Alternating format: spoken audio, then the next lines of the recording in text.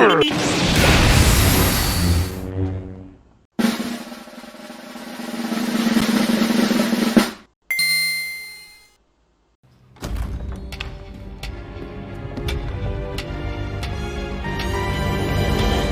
here. We finally saw Charlie Cox fully back as Daredevil in She-Hulk Episode 8, and it was amazing. This time, a Marvel Studios-led production, fully set in the MCU, though I've always considered the Netflix shows as being canon. So some people are saying his character was ruined because he was quippy with She-Hulk during their fight.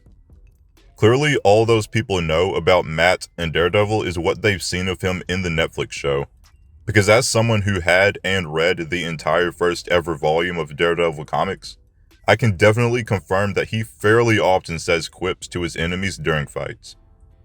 I've also seen people saying during the fight he was moving around like Spider-Man, and again, I've read his first volume and can confirm that he does a lot of different flips, rolls, and other types of dodges during fights in the comics. From his introduction as Matt Murdock in the courtroom scene, to his introduction as Daredevil during the car garage fight, to the way he fought those guys in the hallway of the warehouse, it all felt in tune with how the character is in the Netflix show. I'll be honest and say that all the courtroom scenes in She-Hulk have felt very cheap and too clean and unnatural. Like, they've felt like a production set, which it literally is. The courtroom scenes in the Daredevil show don't feel like that though. They feel grainy, natural. They always feel like a real court session is happening. That feel that the Netflix Daredevil show courtroom scenes have was immediately felt for me in She-Hulk as soon as Matt entered the room. It's like just his more mature presence alone completely changed the tone of the scene. Well, at least changed it as much as it possibly could be for a case involving a guy suing over a defective frog suit. Matt had the same quick wittiness from his show when he was responding to Jennifer and the judge. The words he said about Jennifer during their talk at the bar, and the way he delivered the lines was just like the Netflix version. The altercation on the car garage was such a joy to watch. It had felt as if we were getting a glimpse of full potential Matt. He was moving around in ways we've never seen Daredevil move before at all in any of the Netflix shows. If we consider the shows as MCU canon, which I do, then the time gap from the end of Daredevil Season 3 to She-Hulk Season 1 is roughly around 8 years, since Season 3 of Daredevil took place in 2018, and She-Hulk is happening in 2026. So since Daredevil Season 1 took place in 2015, Matt has been running around as the Devil of Hell's Kitchen for a little over 10 years now, meaning he's had more than enough time and experience to really hone his skills to a level far above anything he was capable of doing in the Netflix show. That's at least my headcanon and in-universe reason for why he was able to pull off the more elaborate, outlandish moves that he does on the regular in the comics.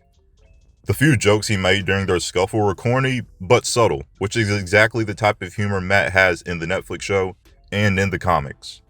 Then the episode really started teasing us and giving us treats, first off with the theme from the intro of the Netflix show playing as soon as Matt said the words, I'm Daredevil. My eyes widened and jaw dropped when I heard the theme playing, and in my opinion was only more confirmation that the Netflix show is MCU canon, and that the Matt Murdock we've seen in No Way Home and She-Hulk is the exact same Matt from his show. The writers of the episode didn't have to put in the theme from the intro of the Netflix show, but they did. And that happening didn't have to be allowed by the higher-ups, but it was. Also, I'm pretty sure all fans of the Netflix show were able to tell that Matt wasn't given a completely new, redesigned suit, and is instead wearing the exact suit he had in his show, but just with different colors. My, as well as most fans' headcanon and in-universe reason for the suit having different colors is most definitely due to Poindexter completely tarnishing the reputation of the red suit by wearing it while murdering people in Daredevil Season 3. That has to be the in-universe reason, though it also serves as a valid excuse to give the character the comic-accurate red and yellow color scheme.